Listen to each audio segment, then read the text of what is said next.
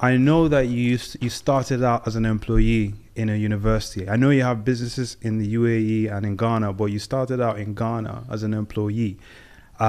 What drove you to become an entrepreneur as a business person? Yeah, this is a deep question. How did I get into entrepreneurship?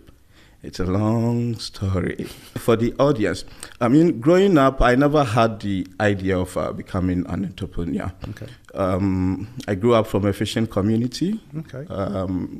You can hardly hear people inspiring you to become an entrepreneur or a businessman or a millionaire or a billionaire or to own a yacht boat, like what we see here in Dubai. Mm-hmm. Now, Patrick becoming an entrepreneur was first of all information, which became a dream, became a vision, and became a reality. I met this mentor called Lewis Corey. Okay. Anytime I go closer to him, I hear him talk about $200 billion. Then I would just get scared. $200 billion? But then I was taking salary of $100. Okay. That was as an employee? Yes, employee at the university. Right.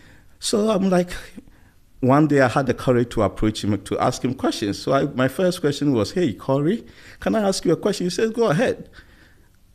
This amount I hear you mentioning, $200 billion, do they actually exist? He just laughed and said, my boy, listen, this money exists. But before you can have access to this kind of money, you can't do that being an employee. Yeah. You have to be an entrepreneur, you have to be a businessman, and you have to create multiple streams of income. Immediately, my mind changed. Then I resigned from my job the same day, immediately. I never went back to my office again.